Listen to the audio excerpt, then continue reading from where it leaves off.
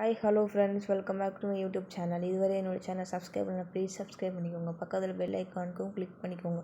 வாங்க mutton gravy எப்படி செய்வதுன்னு பார்க்கலாம். கடாய் வச்சு அடுப்பு பற்ற வச்சாச்சு. கடாய் காஞ்சோடனே 4 டேபிள் ஸ்பூன் எண்ணெய் ஊற்றியாச்சு. எண்ணெய் காயட்டும். எண்ணெய் காஞ்சோடனே பட்டை, கிராம்பு, ஏலக்காய் சேர்த்து 1 ஸ்பூன் சோம்பு சேர்த்து கையால் நசுக்கி சேர்த்துக்கோங்க. நல்லா வாசமாக இருக்கும். இப்போ நறுக்கி வச்ச 2 வெங்காயத்தை சேர்த்து நல்லா கண்ணாடி பதத்துக்கு வதக்கிக்கலாம்.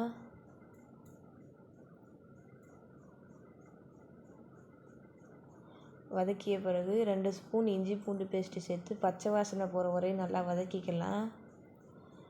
பச்சை வாசனை போனோன்னா 3 பச்சை மிளகா, 1 கைப்பிடி கொத்தமல்லி, புதினா, கருவேப்பிலை சேர்த்து நல்லா வதக்கிக்கலாம். வதக்கிய பிறகு 2 தக்காளியை சேர்த்து நல்லா வதக்கிக்கலாம். தக்காளி மசிகிறதுக்கு 1 பிஞ்ச் சால்ட்டு சேர்த்து நல்லா வதக்கிக்கலாம். இப்போ மூடி போட்டு தக்காளியை நல்லா வேக விடலாம். பாருங்கள், தக்காளி நல்லா மசிஞ்சிருச்சு. இப்போ நல்லா கிளறி விட்டுக்கலாம். இப்போ நம்ம மசாலா சேர்த்துக்கலாம்.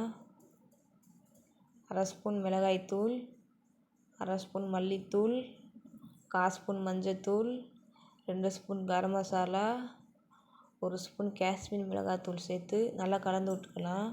பச்சை வாசனை போகிற வரையும் அடுப்பை சிம்மில் வச்சுக்கோங்க, மசாலா கரைஞ்சி போயிடும். இப்போ வேக வச்ச கறி தண்ணியை எடுத்து நான் 2 குழிக்கரண்டி சேர்த்துருக்கேன். மசாலா அடி பிடிக்காமல் இருக்க. சுத்தம் பண்ணி வச்சுருந்த கறியை குக்கரில் போட்டு 4 விசில் வச்சு எடுத்துக்கோங்க. மூடி போட்டு எண்ணெய் பிரிஞ்ச வரை வெயிட் பண்ணியாச்சு. பாருங்கள், எண்ணெய் பிரிஞ்சு வந்துடுச்சு. இப்போ நல்லா கலந்து விட்டாச்சு. இப்போ நம்ம கறியை சேர்த்து கறி தண்ணியை சேர்த்து நல்லா கலந்து விட்டுக்கலாம்.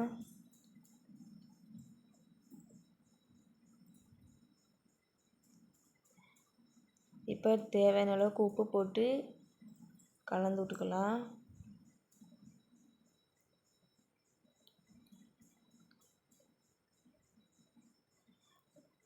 நல்லா கலந்தாச்சு. இப்போ மூடி போட்டு 20 நிமிடம் வேக விடலாம்.